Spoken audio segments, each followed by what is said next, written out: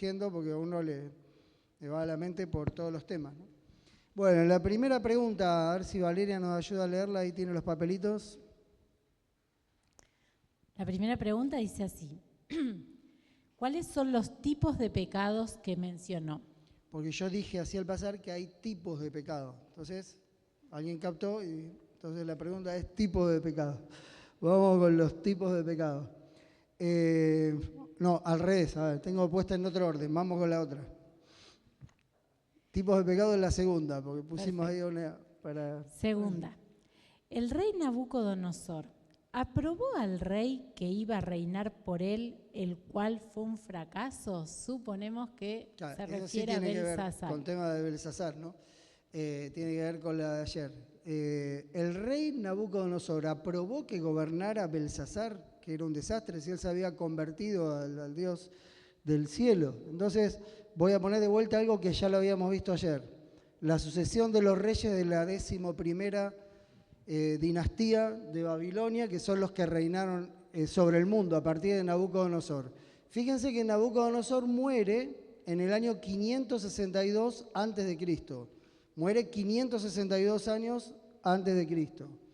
¿Qué hice? Para el otro lado. Entonces, y Belsasar empieza a reinar en el 553. Empieza como corregente en el tercer año, dijimos ayer, de Nabonido. O sea que no lo puede haber elegido porque estaba muerto. Ya hacía unos años, pero hacía, a ver si lo pusimos ahí, 10 años por lo menos que estaba fallecido Nabucodonosor. Después de Nabucodonosor gobernó un hijo de él, que se llamaba Amel Marduk. Le dicen Evil Merodach, que era un nombre como de burla de él, que le pusieron o de sobrenombre. No lo querían mucho, gobernó 6 años y murió. 2 años y murió. Y entonces el hijo de él gobernó. Al hijo de Nabucodonosor lo va a matar su cuñado, que es el que va a gobernar enseguida, ¿no?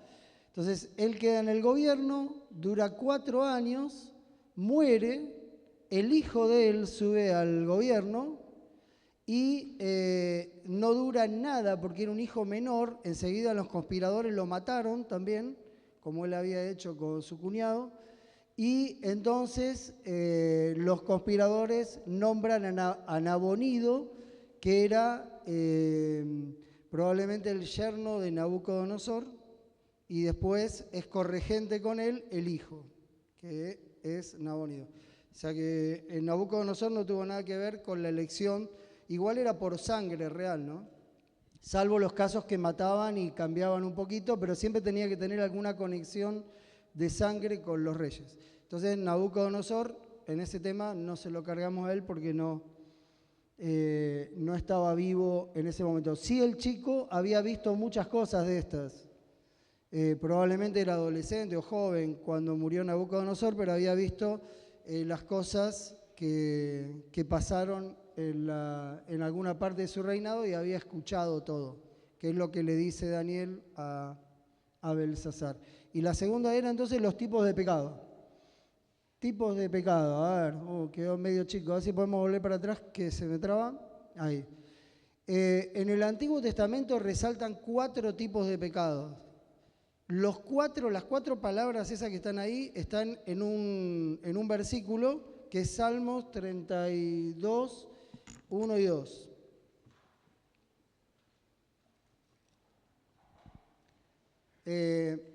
No sé si vale la pena, lo leemos igual en castellano, pero en castellano hay tanto sinónimo para cada palabra que, o sea, no es exacto a veces la idea de lo que está en el original, ¿no? Ahora vamos a analizarlo. Después, ¿qué dice? No sé si Valeria llegó ahí, sí. Es el capítulo de la dicha del perdón. Y dice, bienaventurado aquel cuya transgresión ha sido perdonada. Esa es la primera palabra. Sí, y está ahí. Cubierto su pecado. Bienaventurado el hombre a quien Jehová no culpa de iniquidad y en cuyo espíritu no hay engaño. O sea, 4 cosas. ¿En qué se diferencian? El primero, lo que dice transgresión, que traduce la Biblia, bien, porque es uno de los sinónimos más acercados, es la palabra peya en hebreo. Significa rebelión, se traduce rebelión en Éxodo 34:7, o en Éxodo 22:8 y 9 se usa la palabra para la posesión ilegal de una propiedad. Vos estás usurpando una propiedad que no es tuya, la posees ilegalmente, entonces eso es una transgresión o una rebelión abierta contra Dios. El que se aparta de Dios está en el pecado de peya, ¿no? Es un pecado de transgresión, apartarse de Dios. Pecado voluntario, porque la persona sabe que se está apartando de Dios, pero voluntariamente se aparta, ¿no? Desobediencia voluntaria, prevaricación, así lo traduce Reina Valera: infracción, fraude, defecto, falta, iniquidad, injusticia grande, que es iniquidad, eso, ¿no? Bueno, ese es un tipo de pecado. Cuando uno se aparta de Dios, se rebela contra Dios. El pecado del enemigo que se rebeló y que poseyó esta tierra como propiedad, eso es ese tipo de pecado, ¿no? Jatá, se traduce acá en Salmos 32:1 como pecado, pero es muy general, porque pecado es todo, las 4 palabras, ¿no?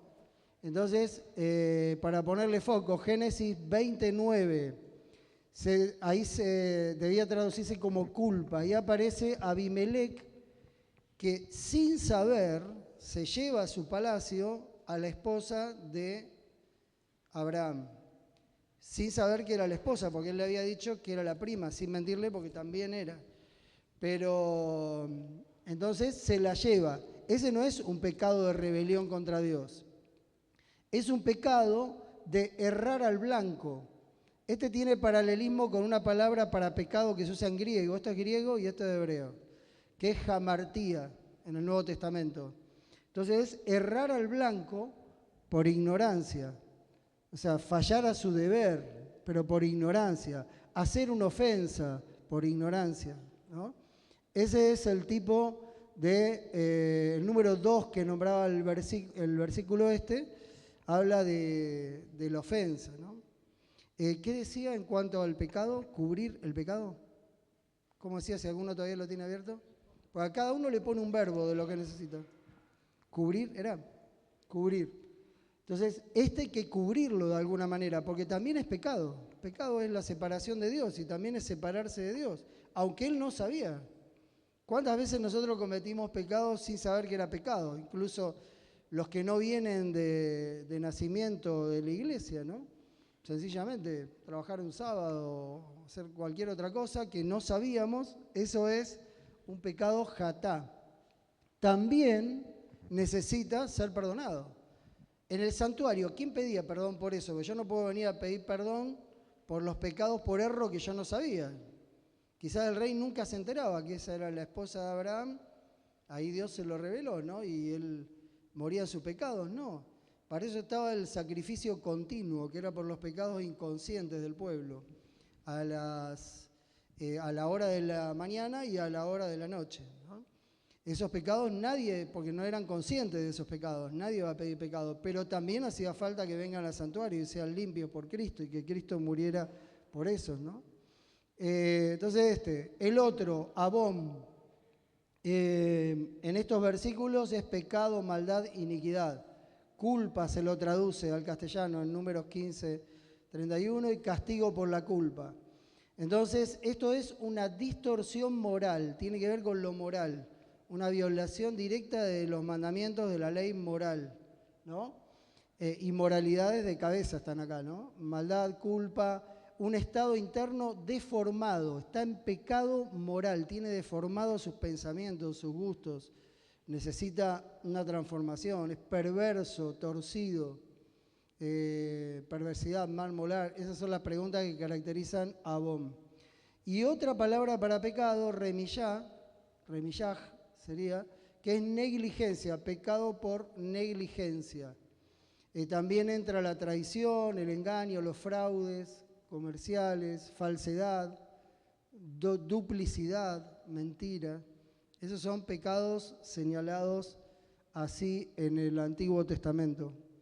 Y después en el Nuevo Testamento tenemos la palabra que dijimos recién, hamartía, que está en todos estos versículos. Se habla hasta del pecado imperdonable. Abrió su boca en blasfemias cuando habla de la bestia de Apocalipsis 13, o el cuerno pequeño para lo que venimos hablando nosotros. Dice la Biblia que abrió su boca en blasfemias contra Dios para blasfemar su nombre, su tabernáculo y a los que moran en el cielo. Así se va llegando al estado de cometer el pecado imperdonable, ¿no? El que no tiene perdón. De paso, quiero aclarar algo del pecado antes de irnos acá. El pecado no es un acto o una acción. La acción a veces es lo que muestra el pecado que está dentro, pero el pecado es una condición interior de la persona que está activa en la naturaleza caída mientras no nazca de nuevo y no vaya muriendo su viejo hombre, está activa dentro de él. Entonces ya nuestra naturaleza misma es pecaminosa, ¿no? Los 10 mandamientos, por ejemplo, el último que dice no codiciarás.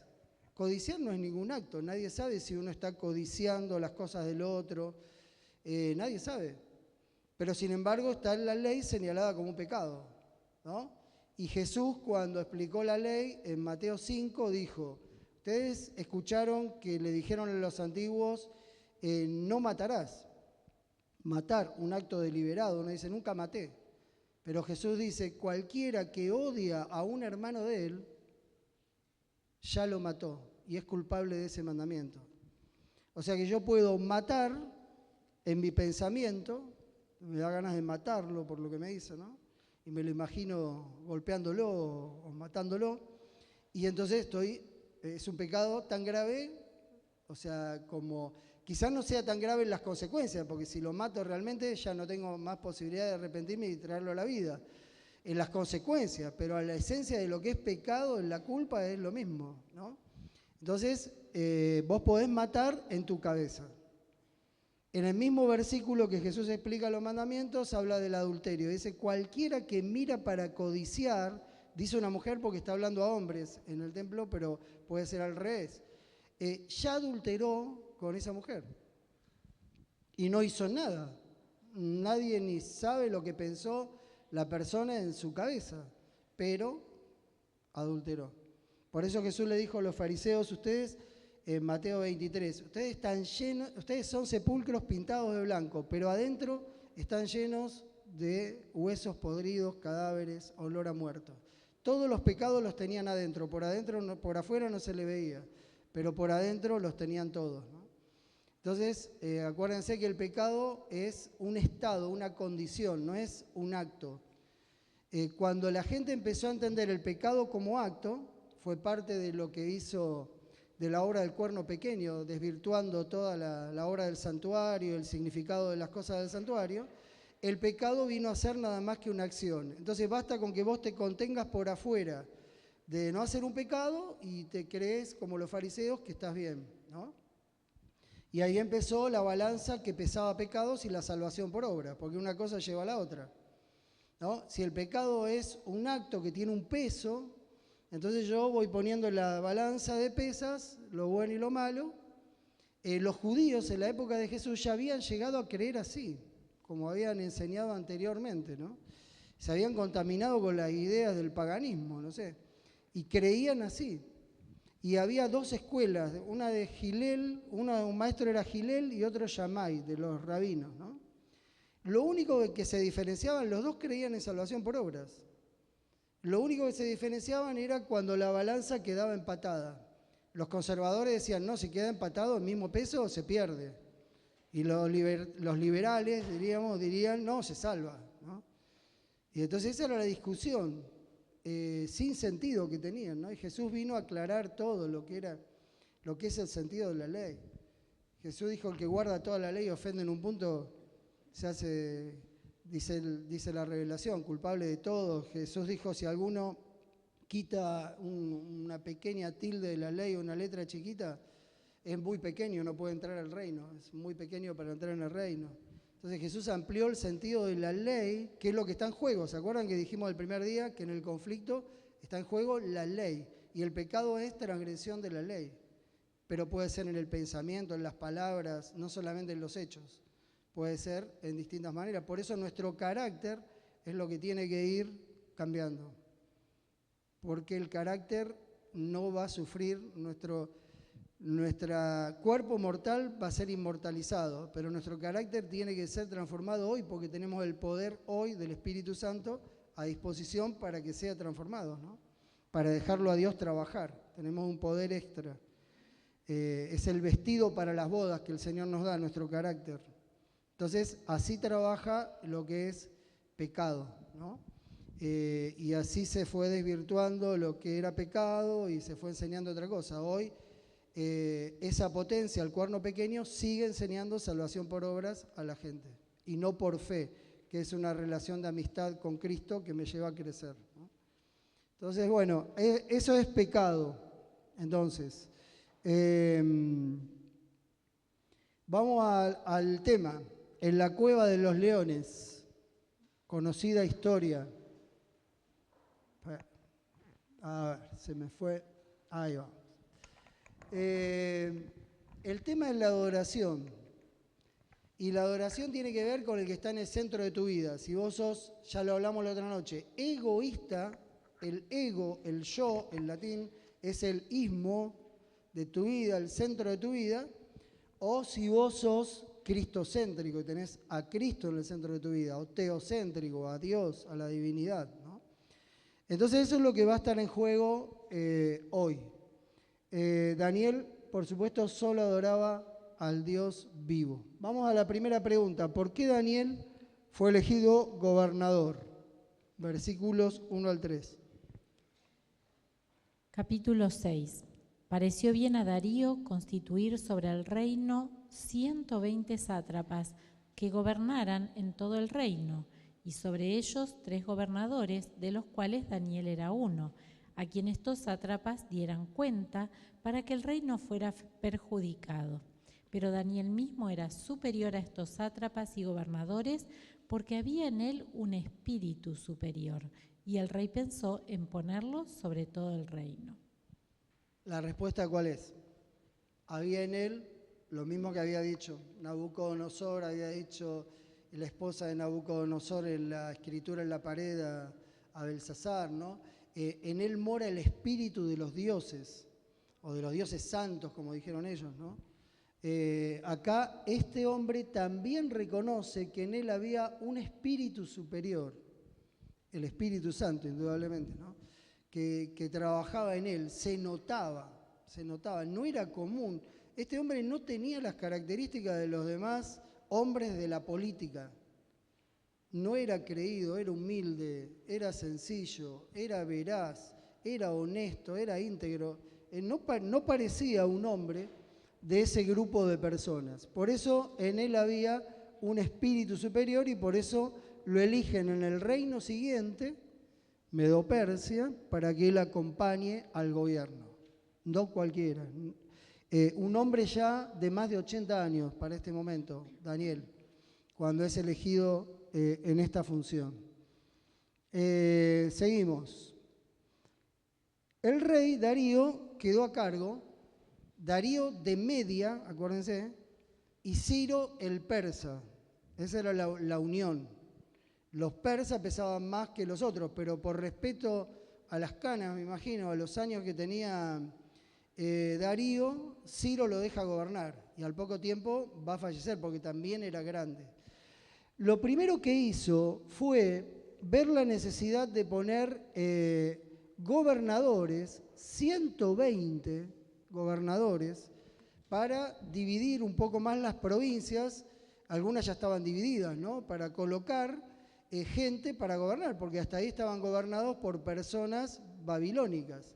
Este dividió más y eligió 120 para gobernar. Y arriba de ellos puso 3 presidentes, o 3 que lo nucleaban. Me imagino que uno atendería un tercio y un tercio aproximadamente, ¿no? ¿Y para qué puso esto? Porque era muy común en ese entonces, estuvo muy bien lo de los 3 presidentes, eran como 3 veedores, porque era muy común que los gobernadores hicieran negocios, fueran deshonestos, cobraran de más en impuestos y en otras cosas, y se hicieran ricos en la función, robándole al Estado. Entonces él puso 3 de más confianza, entre los cuales estaba Daniel, para poder controlarlos, ¿no? Pero se fue dando cuenta, ni bien empezó la gestión, que había uno de ellos que tenía un espíritu superior. Y entonces estaba pensando ponerlo sobre todo el reino. O sea, él, un vicepresidente ejecutivo, Daniel, más 3, seguramente lo iba a reemplazar, más 120 abajo de él. Entonces, así pensaba controlar todo el desbande, más con él, que él era medo. Y él no tenía mucha gente en Meda para poner, porque la mayoría era persa de los que estaban en el ejército y los que habían tomado el control mundial. Entonces tuvo que poner muchos persas. Daniel no era persa, entonces se volvió un hombre por tener espíritu superior y por ser de la confianza de él, por todo lo que había escuchado de él, se volvió una persona confiable realmente, ¿no? Y entonces fue elegido. Pero enseguida apareció la envidia, como en el cielo, ¿no?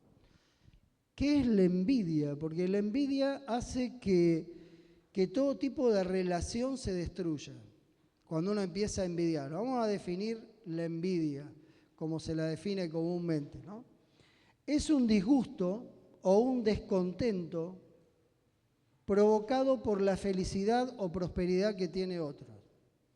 Uno está feliz, le va muy bien y ya al otro le da rabia, eso es envidia.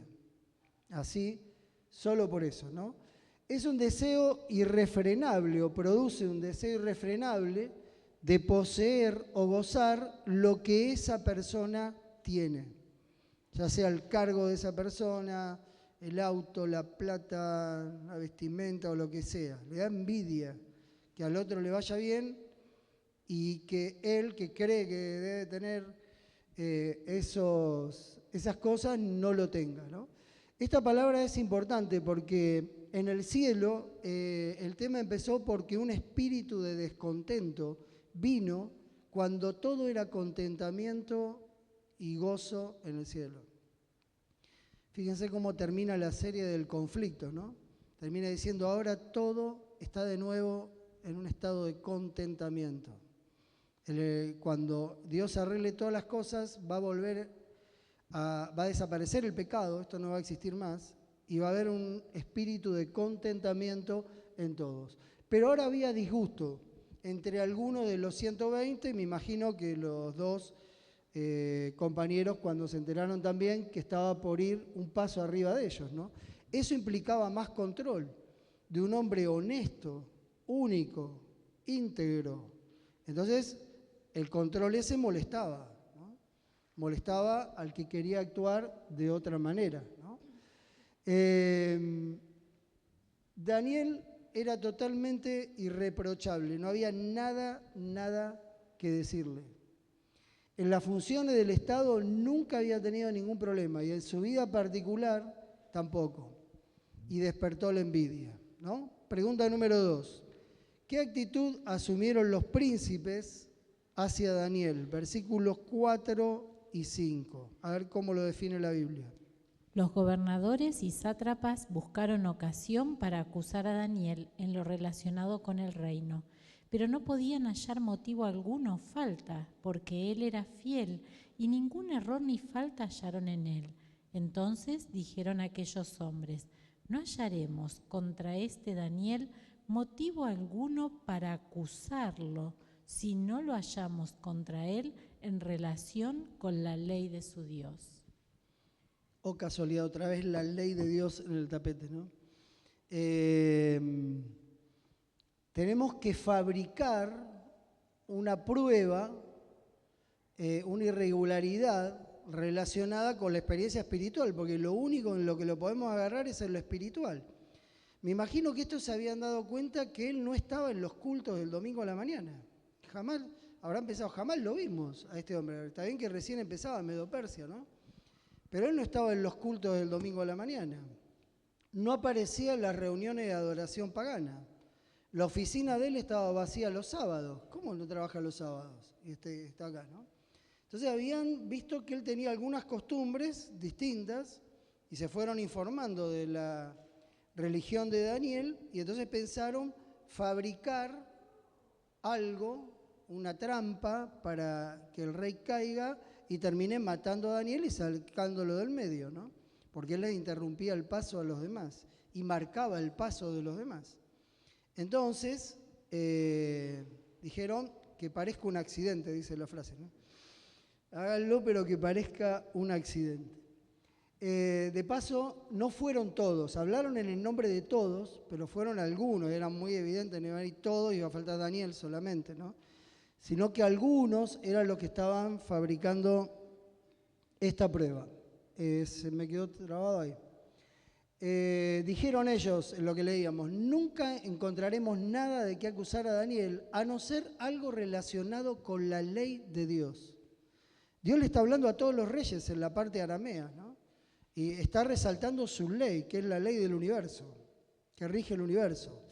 Y entonces los enemigos de Dios quieren atacar a la ley y al Hijo de Dios, o a los hijos de Dios, a su pueblo. Pregunta número 3. ¿Cuál fue la propuesta de los príncipes, la que le hicieron al rey Darío? Que va a sonar muy dulce a los oídos de Darío el Medo. Versículo 6. Entonces estos gobernadores y sátrapas se juntaron delante del rey y le dijeron: Rey Darío para siempre vive. Todos los gobernadores del reino, magistrados, sátrapas, príncipes y capitanes han acordado por consejo que promulgues un edicto real y lo confirmes, ordenando que cualquiera que en el espacio de 30 días demande petición de cualquier dios u hombre fuera de ti, rey, sea echado en el foso de los leones. Ahora pues, oh rey, confirma el edicto y fírmalo, para que no pueda ser revocado conforme a la ley de Media y de Persia, que no puede ser abrogada. Firmó pues el rey el edicto y la prohibición. El rey era grande, los conspiradores eran jóvenes y ansiosos de poder, eran de otras naciones, especialmente persas, que no, ahora que habían tomado juntos el control mundial, sabían que ellos eran más, que pesaban más, no tenían mucha simpatía para un gobernante medo, que ya habían perdido en la interna, la batalla entre los medios y los persas había sido ganado por los persas, con Ciro, ¿no? Entonces, había toda una situación ahí. Que esos reyes vengan a decir esto, el rey se quedó gratamente sorprendido. Dije, increíble, me quieren honrar. A Ciro no se lo podían haber hecho nunca, porque Ciro era persa. Los persas no les gustaba todo esto. Los persas eran sumamente respetuosos de las religiones de todos y por eso sacó el decreto a favor de Israel. Y no fue solo con Israel, hizo reconstruir varios templos de otras naciones dominadas. Ciro, que vino después. Pero este era medo, y hay antecedentes en la historia de que los medos los dirigentes medos anteriores, se hacían adorar como dioses o hijos de los dioses. Les encantaba que los halaguen. Vieron que hay gente que es débil por ese lado, ¿no? Lo halagan y ya se lo llevaron para un lado. Y ya lo ganaron para hacer lo que ellos querían, ¿no? Porque se ve que es gente, no sé, que tiene baja autoestima. Entonces cuando lo halagan es como que lo dominan, ¿no? Lo atan o lo seducen como una flauta a la serpiente, ¿no? Y él se sintió halagado, dice, qué increíble, porque no sospechaba nada de lo que había atrás. Entonces dice, qué increíble que hayan dicho esto. Un mes. Podríamos llamarlo el mes de Darío, ¿no? Vinieron y dice, tenemos un proyecto, se llama el mes de Darío. Un mes que nadie puede adorar a sus dioses. Imagínense si se lo dijeran a ustedes. Bueno, nosotros somos creyentes, no nos gustaría eso, ¿no? Pero que todos nos rindan homenaje un mes entero, ¿no? Nadie puede adorar a sus dioses, tiene que esperar un mes, porque acá tiene que demostrar que es leal. Entonces nadie puede, bajo pena de muerte, otra vez un decreto con una pena de muerte, lo mismo que había ocurrido en Babilonia, en el horno de fuego, ¿no? En la estatua. Otra vez, en las dos puntas, los reyes atentando contra el pueblo de Dios, en este caso sin darse cuenta, ¿no? Pero con un decreto de por medio que ponía en juego la vida de las personas. Y entonces empezó el mes de Darío. Darío firmó, ¿no? Contento con sus sucesores, pero eso era ni más ni menos que una trampa para el egocentrismo o el egoísmo del rey. Porque él se sintió halagado y quiso tener la sensación de que ese era el mes de él, ¿no? Y que todos lo iban a reverenciar porque él lo merecía. Y firmó una ley irrevocable sin analizarla mucho, casi de movida. Yo no veía nada malo, estaba excepcional para él, para un medo, ¿no? que tenía en medio esas tendencias. Y entonces firma una ley que en Medo-Persia era irrevocable. Una vez que este sello se ponía sobre la tabla, era irrevocable. Vos te equivocaste, lo lamento. Hoy nosotros tomamos los votos, revocamos votos, ¿no? Lo puede hacer un país, lo puede hacer la iglesia, modificamos votos. Eso no existía en Medo-Persia. Es famosa por... no tenía marcha atrás ese auto. No podías estacionar, te pasaste, tenías que dar la vuelta a manzana, ¿no? Y ver qué hacía, porque no podías volver atrás. Entonces el rey trabajó toda la noche para ver cómo podía, hasta la noche, a ver cómo podía salvar a Daniel, porque se dio cuenta que estaban conspirando contra él cuando trajeron al hombre, como vamos a ver ahora, acusado delante de él. Iban a probar la lealtad de los súbditos, igual que en Babilonia, igual que le pasó a Nabucodonosor. Y así se iba a reforzar su poder gobernando desde la ciudad de Babilonia, con todo lo que implicaba con sus 120 provincias. ¿Qué hizo Daniel cuando se enteró del decreto? Porque Daniel se enteró, igual que todos, porque un decreto es leído públicamente. Todo el pueblo se enteró. Todos los pueblos se enteraron de esto. Este mes solo se adora al rey. ¿Qué hizo Daniel? Versículo 10. Cuando Daniel supo que el edicto había sido firmado, entró en su casa. Abiertas las ventanas de su habitación que daban a Jerusalén, se arrodillaba 3 veces al día, oraba y daba gracias delante de su Dios, como solía hacerlo antes. Hizo lo mismo que hacía siempre, como que el decreto no hubiera salido. Oraba, se arrodillaba a orar. Él tenía una actitud constante de oración, pero se arrodillaba a orar 3 veces al día. Esas oraciones eran a la hora del sacrificio matutino, en el medio, a la hora, diríamos, tercera, sexta y novena, a partir de que salía el sol a las 6 de la mañana. A las 9, la primera oración, a las 12 y a las 3 de la tarde, que es la hora que va a morir Cristo, no la hora novena. Como la hora sexta lo ponen en la cruz, muere a la hora novena, a la hora del sacrificio de la tarde. Entonces él oraba, ventanas abiertas, para el lado de la ventana que daba hacia el templo de Jerusalén. Hombre inteligente y matemático, él sabía bien, se ubicaba perfectamente bien a dónde estaba o dónde había estado, porque estaba todo en ruinas, el templo, ¿no? Y entonces él oraba mirando hacia el templo, porque es como que el templo era la casa de Dios, ¿no? Entonces él miraba a donde había estado la presencia de Dios y oraba. Con las ventanas abiertas, porque no tenían nada que ocultar. Agradecía, se gozaba en la adoración a Dios. Esto ya lo habían visto los príncipes, entonces aprovecharon el momento para acusarlo. El famoso versículo de Hechos 5, ¿no? Cuando los discípulos dijeron, es necesario obedecer a Dios antes que a los hombres. Esto es lo que se aplicaba ahora. Ahí está.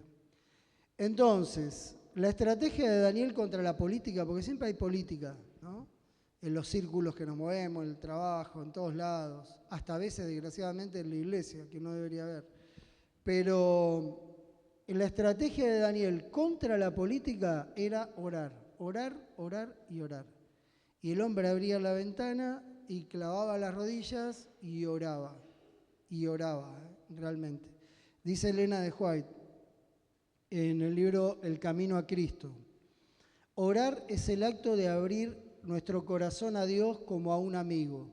No es que se necesite esto para que Dios sepa lo que somos, sino a fin de capacitarnos para recibirlo. La oración no baja a Dios hacia nosotros, antes bien nos eleva a Él. Cuando Jesús estuvo sobre la tierra, enseñó a sus discípulos a orar. Les enseñó a presentar a Dios sus necesidades diarias y a confiarle toda su solicitud. Y la seguridad que les dio de que sus oraciones serían oídas, nos es dada también a nosotros. Con esa seguridad oraba Daniel y a nosotros también se nos da esa seguridad, ¿no? Hay seguridad en la oración. Daniel oraba de una manera particular, porque él estuvo toda su vida, desde que nació, ¿dónde vivía cuando nació, antes de ir a Babilonia? En la corte del rey.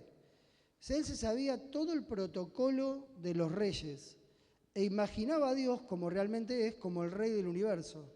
Entonces, cuando él iba a orar, seguía, se ve en las oraciones de él, la fórmula con que él iba a hablar con todo respeto y con toda confianza delante de los reyes de los cuales fue asesor, ¿no?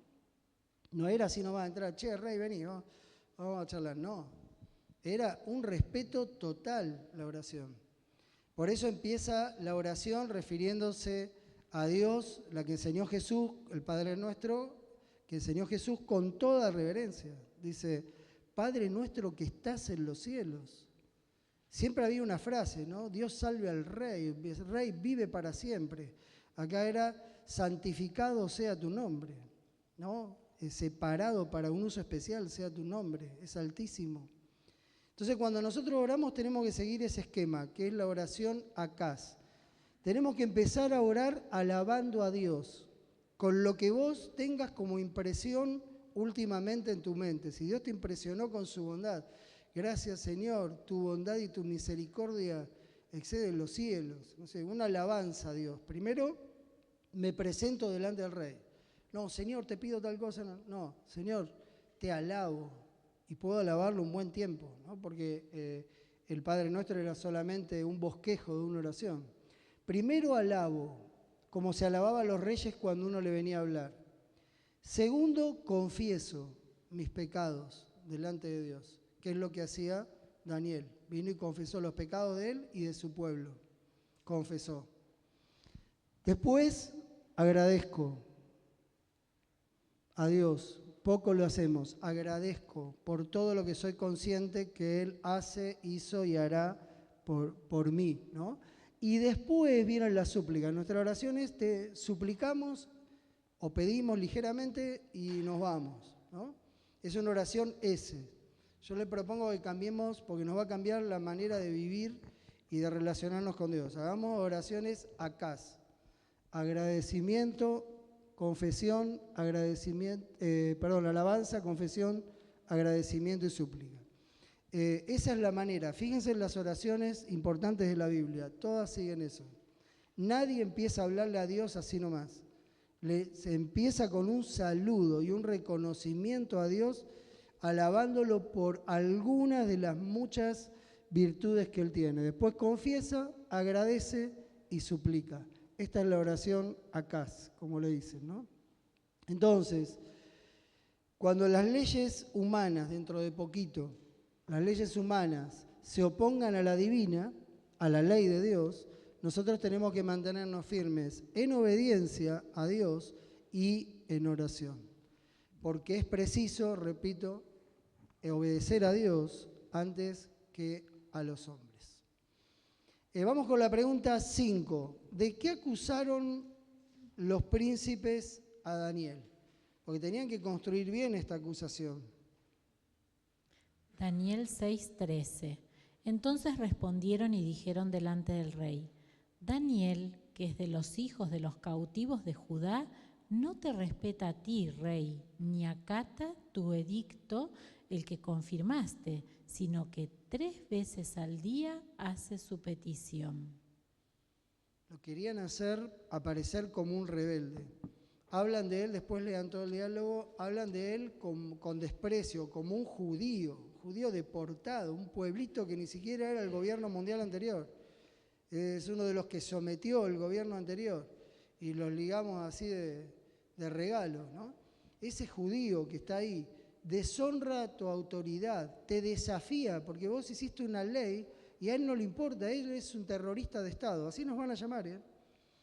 Cuando las leyes de los hombres se quieran imponer arriba de la de Dios y nosotros nos neguemos, vamos a ser activistas religiosos, contrarios al gobierno, gente que causa atraso y trae problemas a la humanidad, y qué hablar cuando caigan las plagas, ¿no? Entonces fueron los príncipes y lo acusaron. Y te está desafiando, rey. Deshonra tu autoridad, te deshonra y te desafía. Qué terrible, te deshonra y te desafía. Ahí estaba acusado. Y el rey entendió la trampa cuando Daniel llegó al lugar, ¿no? Y Satanás nos engaña y nos lleva a tomar decisiones de las que parece que no nos podemos liberar nunca, porque ya el rey no se podía liberar de esa decisión. En Medo-Persia no estaba eso, de volver atrás. Entonces son decisiones que afectan a la eternidad. Afectan a la eternidad. Parece, digo, porque siempre hay una posibilidad, porque Dios es buenísimo. Vimos hasta dónde fue con Nabucodonosor.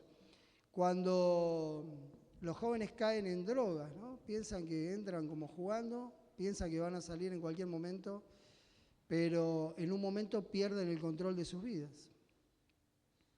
O las chicas, que todavía quizás no están maduras ni físicamente ni psicológicamente para ser madres, y creyendo que todos los sueños son viables, tienen estos problemas, ¿no? ¿Qué casos? Ahora el rey, engañado, pensó poco antes de decidir, pensó poco. Él tendría que haber pensado, tendría que haber preguntado, ¿por qué ustedes quieren tomar esto? ¿Qué necesidad hay? Si yo estoy reinando, ¿qué necesidad hay que todos me honren o hagan esto, ¿no? Trató de salvarlo, no pudo, intentó hasta la noche, ya le dijeron, mira, la ley de Media y de Persia es así, vos no podés hacer una excepción. Todos los reyes siempre actuaron así. Y entonces, ¿qué hizo el rey? A pesar de lo que él sentía hacia Daniel y de su amistad y de su confianza que lo unía a él. Versículo 14. Cuando el rey oyó el asunto, le pesó en gran manera y resolvió librar a Daniel, y hasta la puesta del sol trabajó para librarlo. Pero aquellos hombres rodearon al rey y le dijeron, ¿sabes, oh rey, que es ley de Media y de Persia, que ningún edicto u ordenanza que el rey confirme puede ser abrogado? Entonces el rey ordenó que trajeran a Daniel y lo echaran al foso de los leones. El rey dijo a Daniel, el Dios tuyo, a quien tú continuamente sirves, que él te libre. Trajeron una piedra y la pusieron sobre la puerta del foso, la cual selló el rey con su anillo y con el anillo de sus príncipes, para que el acuerdo acerca de Daniel no se cambiara. Por las dudas, los príncipes también pusieron la firma, el sello era la firma, ¿no? Demasiado tarde para cambiar el edicto. Y ahora la prueba de fe, de paso, de este capítulo no es solo para Daniel, fue una prueba de fe también para el rey, porque al rey no le quedaba otra que esperar, tener fe en que el Dios de Daniel, por el cual él se jugó la vida, porque él prefería morir antes de cambiar su manera de adorar a Dios, o antes de avergonzarse de Dios, ¿no? ¿Qué eran los leones? En la antigüedad había muchos leones. Los cazaban, los ponían en jardines zoológicos que tenían. Los reyes vasallos le daban a los reyes que los habían sometido de regalo a veces leones. El león es un animal terrible, ¿no? Majestuoso. pueden correr cuando van persiguiendo una presa hasta 80 kilómetros por hora. No es un animal común. Por algo le dicen el rey de la selva, ¿no? Necesita comer 8 kilos de comida por día. Por eso en todos los periodos en que no come está pensando cómo comer. 8 kilos por día de comida, que no es poco, ¿no? Y bueno, los machos pesan 200 kilos, las hembras 130, alrededor de eso están. Un animal impresionante, 3 metros de largo. Pensá que con uno solo que esté cerca tuyo, siempre va a tener hambre porque necesita comer 8 kilos por día, y si lo dejaban un poquito de ayuno, no dejaban llegar al fondo del foso a la persona, ¿no? Ni bien lo tiraban, ya estaba en la boca de todos, y eran muchos, y estaban ahí adentro. La historia es linda cuando te la cuentan en las clases infantiles, pero vos pensá qué pasaría si vos estás en esa situación, porque es terrorífico. El rugido que hacen los leones es un signo de que dominan y de que tienen fuerza. Los que rugen más son los que más fuerza tienen, los que rugen más fuerte. Hasta 8 kilómetros de distancia se escucha, 8 kilómetros se escucha el rugido. Y entonces, ¿para qué lo usan? Para advertirle a sus rivales de que ellos son bravísimos y meterles miedo, ¿no? Advertencia y miedo es el rugido de los leones. Imagínate unos cuantos y hambrientos adentro, ¿no? ¿Quién iba a poder salvar a Daniel de semejante pena de muerte? Era dificilísimo que alguien pudiera salvarlo. El rey tenía que tener fe, ¿no? Pero el secreto de Daniel era su confianza en Dios, inamovible, y la oración. Cuando nosotros oramos poco, nunca podemos tener esta seguridad. El que ora poco puede estar seguro que cuando llegue el momento final de la prueba va a caer. Puede estar seguro hoy, ¿eh?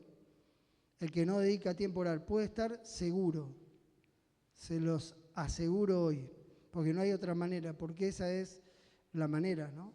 Y ahí él podía estar orando en el medio de los leones, con tranquilidad. Y la noche llegó, ¿no? Se me trabó un poquito ahí. 7. ¿Cómo libró Dios a Daniel de la muerte? ¿Cómo lo libró? Está en el versículo 22. Mi Dios envió su ángel, el cual cerró la boca de los leones para que no me hicieran daño, porque ante él fui hallado inocente, y aún delante de ti, oh rey, yo no he hecho nada malo. Dios hizo lo mismo que había hecho con los jóvenes hebreos en el horno, con los 3 amigos, ¿no? Envió a su mensajero para defenderlos y cerró la boca de los leones. Terrible poder. Y ahí estaba Daniel, tranquilo, el domador de leones, ¿no? Daniel. Imagínenselo así. Todos delante de él y amenazando con comérselos. Mi Dios envió su ángel y cerró la boca de los leones, porque fui hallado inocente por él. Y después le dijo, y delante tuyo también soy inocente, porque no hice nada para deshonrarte o para hacerte infiel, ¿no? Cerró la boca de los leones, terrible. El león no es una fiera común. Y entonces el rey, que no había dormido en toda la noche, angustiado por su amigo, se alegró en gran manera, y lo mandó a sacar del foso.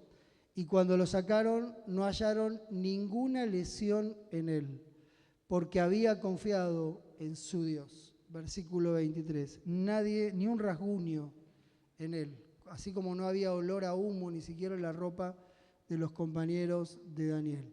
Ahí estaban mansos los leones, que no fueron tan mansos horas después cuando cayeron los conspiradores, y eso sí, no llegaron al piso.